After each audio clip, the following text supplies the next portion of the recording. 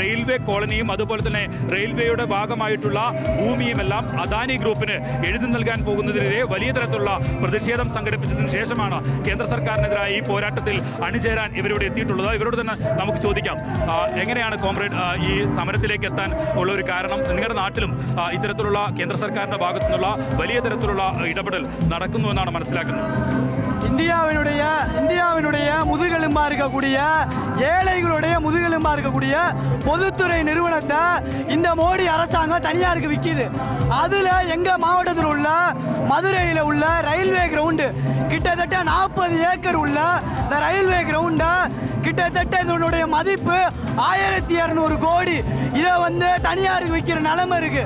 அதே மாதிரி அந்த ரயில்வே கிரவுண்டு பல ஒலிம்பிக் வீரர்களை உருவாக்கின ஒரு கிரவுண்டு. பல ஆயிரம் வீரர்கள் இன்னமும் பயிற்சி மேற்கொண்டு இருக்கக்கூடிய ஒரு ரயில்வே கிரவுண்டை தனியாருக்கு விற்கக்கூடிய நிலைமை தான் மோடி அரசாங்கம் செய்யுது. இன்னைக்கு பார்த்தீங்கன்னா கிட்டத்தட்ட மதுரையினுடைய நுரையீரலாக இருக்கக்கூடிய 1500 மரங்கள் இருக்கக்கூடிய ரயில்வே கிரவுண்டை தனியாருக்கு விற்கிது.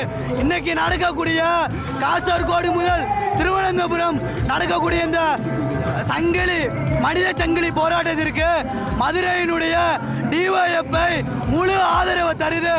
டிஒஎஃப்ஐ டிஸ்ட்ரிக்ட் கமிட்டி முழு ஆதரவு தருவது என்பதை தெரிவித்துக் கொள்கிறேன்.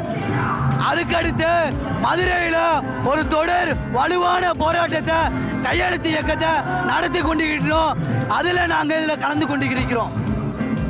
തീർച്ചയായും ഇതാണ് രാജ്യത്ത് മുഴുവൻ RSS ഭരണകൂടം അതുപോലെ തന്നെ BJP ഭരണകൂടം നടപ്പിലാക്കിക്കൊണ്ടിരിക്കുന്ന നെറുകേടുകൾക്കെതിരായ പോരാട്ടത്തിൽ ഏറ്റവും ശക്തമായ കേന്ദ്ര സർക്കാരിനെതിരായ താക്കീതായി മാറും. തീർച്ചയായും വിജയൻ, അത് തന്നെയാണ് അവിടുത്തെ തമിഴ്നാട്ടിലുള്ളവരൊക്കെ തന്നെ പ്രതികരിക്കുന്നത്. അവരവിടെ നേരിടുന്ന അവഗണന, അതിലൊക്കെ തന്നെ അവരും പ്രതിഷേധം രേഖപ്പെടുത്തുന്നുണ്ട്. ഈ കേരളത്തിൽ സംഘടിപ്പിക്കുന്ന മനുഷ്യച്ചങ്ങലയിൽ അവർ പിന്തുണ അറിയിക്കുകയാണ്.